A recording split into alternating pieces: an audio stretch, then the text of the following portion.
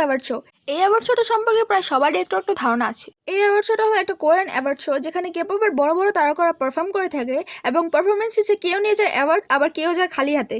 এমনকি এই অ্যাওয়ার্ড শোতে কেউ এমনি এমনি আসতে পারে না, এর জন্য প্রয়োজন হয় কঠিন পরিশ্রম ও নমিনেশনের। এই মিউজিক অ্যাওয়ার্ড শোতে নমিনেশন পাওয়া থেকে শুরু করে অ্যাওয়ার্ড পাওয়া পর্যন্ত আইডলরা কঠোর পরিশ্রম করে পারফরমেন্স করে থাকে। এই অ্যাওয়ার্ড শোটা প্রায় প্রত্যেক বছর সংগঠিত হয়ে থাকে এবং প্রত্যেক বছর অনেক সোলোইস্ট আর আইডলরা এখানে পারফর্ম করে থাকে।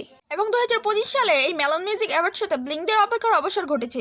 অতঃপর প্রায় 7 বছর পর তাকে আবারও এই মেলন মিউজিক অ্যাওয়ার্ড শোতে দেখা গিয়েছে। আর সে আর কেউই না, সে আমাদের সকলের প্রিয় জেনি, ব্ল্যাকপিঙ্কের মেম্বার জেনি, অথবা কেপপের একজন পপুলার ইট গার্ল, যে কিনা হাজারো ব্লিঙ্কদের মনে এক বিশাল জায়গা করে নিয়েছে। তার ফ্যানরা যে তাকে এরম অ্যাওয়ার্ড শোতে দেখার জন্য কিরূপ আশা নিয়ে বসেছিল এটা ব্লিঙ্করা ভালোভাবেই জানে, তাই এটা আর আমার বর্ণনা করে বলে দিতে হবে না। কিন্তু হ্যাঁ, আমি একজন ব্লিঙ্ক হয়ে এটা বলতে পারি যে আমাদের অপেক্ষার সময়টা পার করা এতটাও সোজা ছিল না।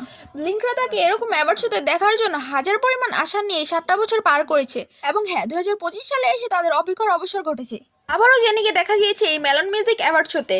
সে পরনে পরেছিল 4টি ধাপে 4টি ড্রেস এবং পারফর্ম করেছিল 3টি সং, যেগুলো হলো Seoul City, Zen, like Jennie. এবং এই 3টি গানে তার পারফরমেন্স ছিল অসাধারণ এবং সে তার এই 3টি গানের পারফরমেন্স দিয়ে পুরো স্টেডিয়ামকে জাগিয়ে তুলেছিল। এমনকি ব্ল্যাকপিঙ্কের মেম্বার জিসু অনেক আগেই বলেছিল যে জেনি ভালো করেই জানে কিভাবে দর্শকদের হাইপ করতে হয় অথবা তাদের জাগিয়ে তুলতে হয়। এবং হ্যাঁ, সেটা আবারও এই অ্যাওয়ার্ড শোতে পারফরমেন্স করে প্রমাণ করে দিয়েছে। বরং শুধু পারফরমেন্সই না, পরপর 3-4টে অ্যাওয়ার্ড সে বাড়ি নিয়ে ফিরেছে। প্রায় 7 বছর পর একই অ্যাওয়ার্ড শো থেকে 3-4টে অ্যাওয়ার্ড নিয়ে বাড়ি ফেরা, এটা কিন্তু মোটেও সোজা কথা না। এটা শুধুমাত্র জেনির দ্বারাই সম্ভব, আর এই জন্য মনে হয় তাকে most powerful female K pop idol in the world বলা হয়।